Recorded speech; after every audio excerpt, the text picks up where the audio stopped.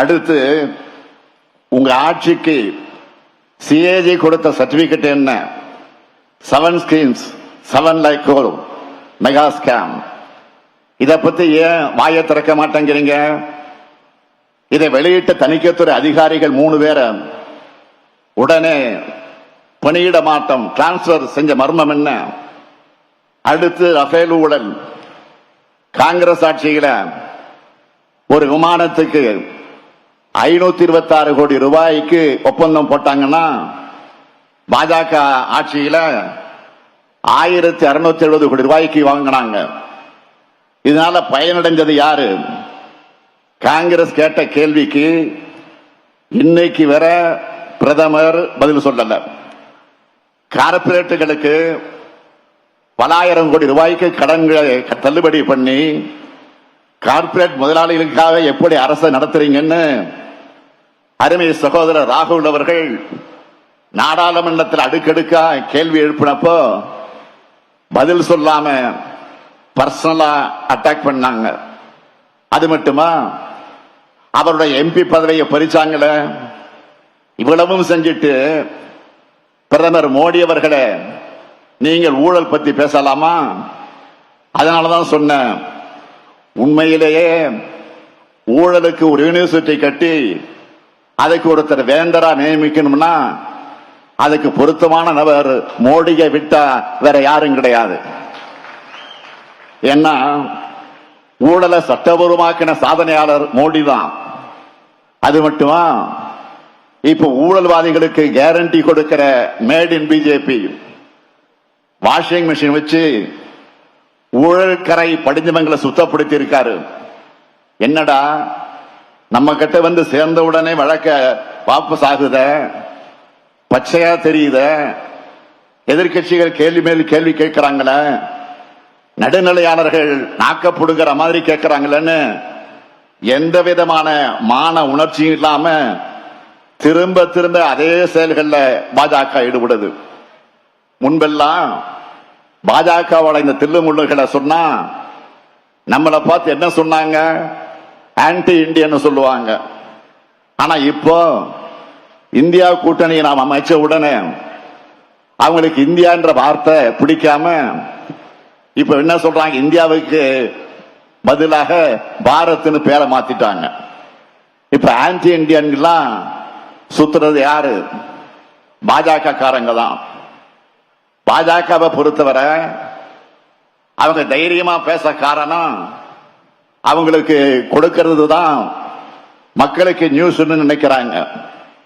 வேற நியூஸ் வந்தா அதை திசை திருப்ப மத உணர்வுகளை தூண்டிவிட்டு மக்களை அதை பத்தி பேச வச்சு அதை அப்படியே திசை திருப்பிடுவாங்க. பிஜேபி ஒரு மாநிலத்தில் வளர அவங்க தேடுறது மத பிரச்சனைகளை தான். அப்படி அங்க பிரச்சனைகள் இல்லைன்னா எப்படி பிரச்சனையை தூண்டலாம்னு ரூம் போட்டு யோசிக்கிற கலவர கட்சி தான் பாஜக. உதாரணத்துக்கு ஒண்ணு சொல்றேன். நம்ம இந்தியாவில் ஒருத்தர் தான் சாமிக்கு பொறி வச்சு படைப்பார். இன்னொருத்தர் தான் கும்பிடுகிற சாமிக்கு கறி வச்சு படைப்பார். இது அவங்களுடைய வழிபாட்டு முறை, காலங்காலமாக கடைபிடிக்கப்படுகிற பண்பாடு. மோடியும் பாஜகவும் என்ன சொல்றாங்க? நீங்க இதை சாப்பிடக்கூடாது, அதை சாப்பிடக்கூடாதுன்னு சொல்றாங்க. நம்ம பாஜக கிட்ட சொல்றது, மக்கள் என்ன சாப்பிட்டாலும் நீங்க தயவு செஞ்சு அந்த சோத்துல மண் அள்ளி மட்டும் போடாதீங்க. இப்படியெல்லாம் நம்ம பேசுறதால நம்மளை பார்த்து என்ன சொல்றாங்க? ஊழல் கட்சி, குடும்ப அரசியல்னு தேஞ்சி போன டேப் ரெக்கார்டர் மாதிரி திரும்ப திரும்ப சொல்லிக்கிட்டே இருக்காங்க. இதுக்கு பதில் சொல்லியே நாம டயர்ட் ஆகிடுவோம். ஆனா அவங்க கூட்டணியிலும் அவங்க கட்சியிலும் இருக்கிற ஊழல்வாதிகள் வாரிசுகளுக்கு பிரதமர் மோடியே ஆதரிச்சு தேர்தல் பிரச்சார கூட்டங்கள்ல பேசுறாரு. என்ன வேடிக்கை! இன்னொரு வேடிக்கையும் பண்ணுவாரு. நிறைய பேர் ராத்திரி 12 மணிக்கு தனியா இருந்து கூட பேய் படம் பார்த்துருவாங்க. ஆனா மோடி நைட்ல டிவியில பேச போறாருன்னா பலரும் நெஞ்சு படப்படுத்துறோம் உங்களுக்கு. அந்த அளவுக்கு நாட்டு மக்கள் மன ரீதியா பயத்துக்கு ஆளாகி இருக்கக்கூடியவர் தான் பிரதமராக இருக்கக்கூடிய மோடி. திடீர்னு ஒரு நாள் இரவு டிவியில வந்தாரு. 500 ரூபாய் 1000 ரூபாய் நோட்டுகள் செல்லாதுன்னு சொன்னார். எந்த விதமான திட்டமிடுதலும் இல்லாம ஒரு திட்டத்தை கொண்டு வந்துட்டு அதுக்கு தினம் தினம் புதுசா ரூல்ஸ் போட்டாரு. கேட்டா கருப்பு பணத்தை ஒழிக்கிறேன்னு வசனம் பேசினாரு. சரின்னு மக்களும் அவரை நம்பி அவரை சொன்னதெல்லாம் செஞ்சாங்க. கருப்பு பணம் ஒழிஞ்சிடுச்சா? 99 விழுக்காடு பணம் திரும்ப வந்துட்டுதா ரிசர்வ் வங்கி சொல்லிடுச்சு. முதல்ல இந்த நடவடிக்கைய ஆதரிச்ச எல்லோரும் கொஞ்ச நாள்லே கடுமையாக பேசிச்சாங்கள. அதோடு விட்டாரா? புதுசா அறிமுகப்படுத்தின 2000 ரூபாய் நோட்டு செல்லாதுன்னு சில ஆண்டுக்குள்ளே அறிவிச்சார். அந்த பணமும் 97 விழுக்காடு திரும்ப வந்துருச்சு. அப்ப கருப்பு பண ஒழிப்புன்ற மோடி மஸ்தான் வித்த எதுக்கு? அந்த பண மதிப்பு நடவடிக்கை தான் ஏழைகளின் நடுத்தர குடும்பங்கள் மேல நடத்தப்பட்ட முதல் தாக்குதல். கடுகு டப்பால சுருக்கு பையில இருந்த காசெல்லாம் இப்போ செல்லா காசு ஆயிடுச்சு. சிறு குறு நடுத்தர வியாபாரிகள் எல்லோரும் நடுத்தருவுக்கு வந்தாங்க. மோடி கிட்ட வாஷிங் மிஷின் மட்டும் இல்ல, ஒரு பூத கண்ணாடியும் இருக்கு.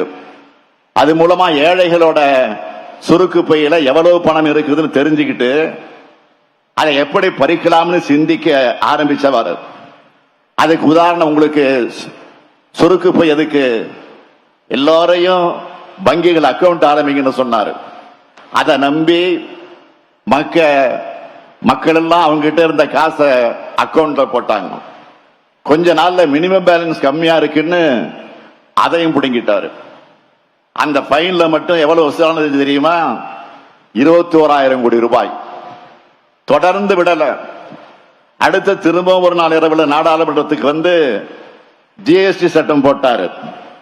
குஜராத் முதலமைச்சரா இருந்தப்போ என்னோட பிணத்து மேல இருந்துதான் இந்த சட்டத்தை கொண்டு வர முடியும்னு சொல்லிட்டு அவரே பிரதமர் ஆனதும் நடுராத்திரியிலே கொண்டு வந்து இந்த சட்டத்தை நிறைவேற்றினார். மாநிலங்களுக்கு இருந்த எல்லா நிதி அதிகாரத்தையும் ஒன்றிய அரசுக்கு மாத்தினார். இதனால மாநிலங்கள் மட்டும் முடங்கல, மக்களும் முடங்கினாங்க. 5, 12, 18, 28 விழுக்காடுன்னு சீலிங் வச்சு வரி போட்டாங்க. இதுல இருந்து எந்த பொருளும் தப்ப முடியாது. நீங்க அன்றாடம் பயன்படுத்துற பொருட்களுக்கு எவ்வளவு ஜிஎஸ்டி கட்டுறீங்க தெரியுமா? அரிசிக்கு 5 விழுக்காடு, பருப்புக்கும் 5 விழுக்காடு, சேமியா, சர்க்கரை, மஞ்சள் மற்றும் துணிகளுக்கு 5 விழுக்காடு வரி.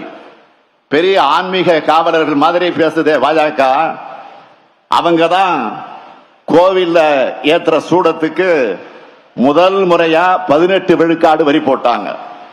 ஊதுவத்தி சாம்பிராணிக்கு 5 விழுக்காடு வரி, மெழுகுவத்திக்கு 12 விழுக்காடு வரி, மாணவர்களுடைய நோட்டு புத்தகங்களுக்கு 12 விழுக்காடு வரின்னு ஏழைகளுடைய பணத்தை கொள்ளையடிக்கிறாங்க.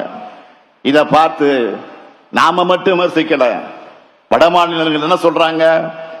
ஷோலேன்னு அமிதாப் பச்சன் படத்துல வர்ற கொள்ளைக்காரன் பாத்திரம் பேரு கப்பர் சிங்.